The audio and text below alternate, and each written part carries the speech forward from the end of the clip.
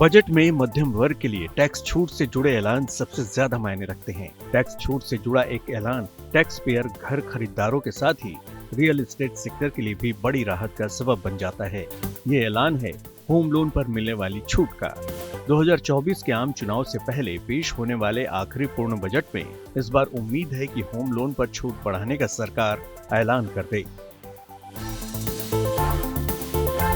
इसकी एक वजह ये भी है कि महंगाई की वजह से बीते एक साल में ब्याज दरों में करीब 2% की बढ़त होने से भी लोगों की जेब पर काफी बोझ पड़ गया है। हमारा अनुरोध है कि इस बजट में इनकम टैक्स में मिलने वाली छूट जो कि रेजिडेंशियल सेगमेंट में घर लेने पे अभी 2 लाख रुपए है, इसको बढ़ाकर कम से कम 4 लाख रुपए कर दें तो उससे हमारे रियल एस्टेट को काफी फायदा होगा और रियल एस्टेट काफी उठेगा।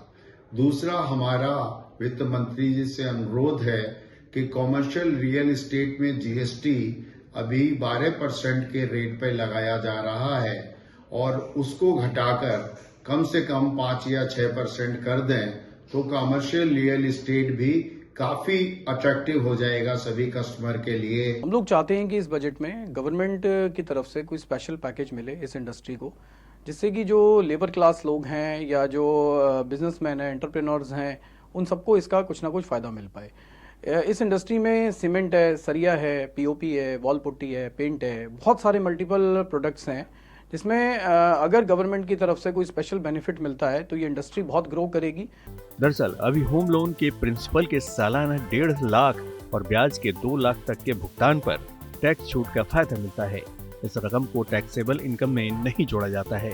कई साल से स्थिर ये छूट सीमा इस बार के बजट में बढ़ाई जा सकती है। खासकर ब्याज भुगतान पर मिलने वाली छूट को मौजूदा 2 लाख रुपए की सीमा को बढ़ाने का ऐलान वित्त मंत्री कर सकती हैं। डिमांड तो इसे 2 लाख से बढ़ाकर 5 लाख रुपए तक करने की हो रही है, जिससे अफोर्डेबल हाउसिंग के मार्केट में फिर से तेजी लाई जा सके। रियल एस्टेट सेक्टर की डिमांड है कि वित्त मंत्री को इस बार अपने बजट में दूसरा घर खरीदने वालों को भी इनकम टैक्स में छूट देनी चाहिए। विशेष इनकम टैक्स राहत मिलने से होम बायर्स को तो मदद मिलेगी ही, साथ ही रियल एस्टेट सेक्टर को भी फायदा होगा। इसी के साथ सरकार से मांग है कि लॉन्ग टर्म कैपिटल गेन को 20% पर लाना चाहिए। प्रॉपर्टी के पैसे के फिर से निवेश की सीमा को बढ़ाकर 2 करोड़ रुपए करना चाहिए। मौजूदा समय में कैपिटल गेन टैक्स की मैक्सिमम लिमिट 30% है। जाहिर है अगर ये ऐलान किए जाएंगे तो कोरोना के बाद से प्रॉपर्टी मार्केट में आए उछाल का सिलसिला आगे भी जारी रह सकता है।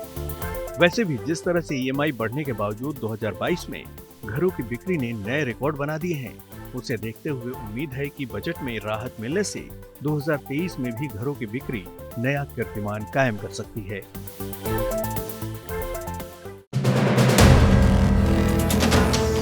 वीडियो पसंद आया तो हमें लाइक, कमेंट, शेयर और सब्सक्राइब जरूर करें।